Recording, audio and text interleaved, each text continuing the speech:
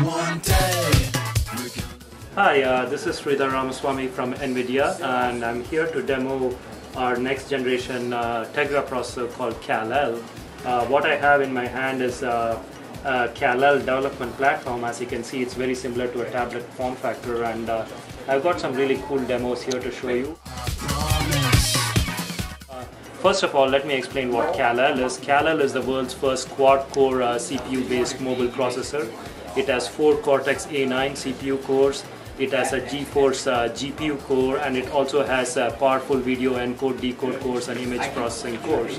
To put Kal El in reference and in relative to Tegra 2, Kal El overall offers 5 times the performance capability of Tegra 2. It has 12 GPU cores, like I said, and you get much faster web browsing performance. You get really great graphics performance, all at much lower power consumption.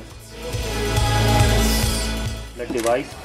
So the light ball here is a light source, and basically it's reflecting off all the objects here and like illuminating all these various objects. Now I can change the type of light that the ball emits, so you get various different effects. And the texture on the ball basically controls how the light is illuminating all the other objects in the game. Let me go to a really star light effect here. Sorry, what's the name of the game again? It's called Glow Ball. Glow Ball. Right?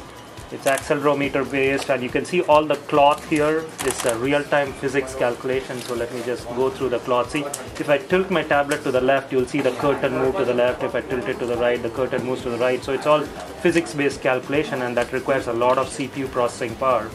And just to show you how much CPU we are using here.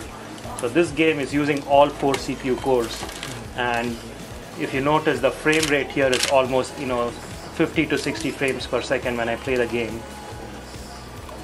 And now if I turn off 2 cores and just run it on 2 cores, you can see how slow the game becomes. It's running really slowly. It's almost unplayable, and you can see the frame rate is only around 10 to 12 frames per second. You can tell from the lower left-hand side, there's a 2 cord. Right here. It's easy for you to So you can see in 2-core mode, the game is almost unplayable, and both the CPU cores are being used to 100%. So that's why you need the performance of quad core. So let me turn on all 4 cores, and now you'll see that the quad core doesn't have to run at full 100% performance, but you still get a great gameplay experience here.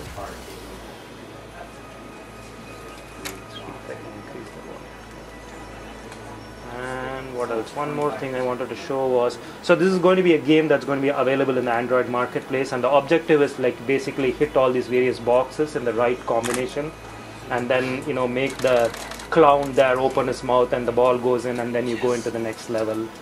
But I have a cheat, obviously, so because I can't be playing this game all day.